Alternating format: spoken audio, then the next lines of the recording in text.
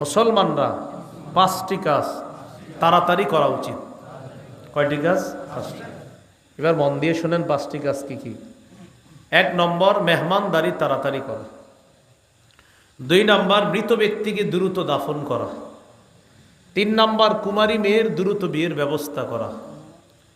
৪ নম্বর, দ্রুত ঋণ পরিশোধ করা। ৫ নম্বর, গুনাহ থেকে দ্রুত তওবা করা। তাহলে প্রথম থেকে বলি আমরা, মূলত দ্রুত কিছু করাটা কার কাজ? শয়তানের। কিন্তু ৫টা দ্রুত কাজ কাদের করতে হবে? মুসলমানদের। এই ৫টা কাজ ছাড়া অন্যান্য কাজে দ্রুত করা যাবে না। ৫টা কাজ আমাদের দ্রুত করতে হবে। ১ নম্বর, মেহমানদারি করা। ২ নম্বর, মৃত ব্যক্তিকে দ্রুত দাফন করা। ৩ নম্বর, কুমারী মেয়ের দ্রুত বিয়ের ব্যবস্থা করা। ৪ নম্বর, দ্রুত ঋণ পরিশোধ করা। ৫ নম্বর, গুনাহ থেকে দ্রুত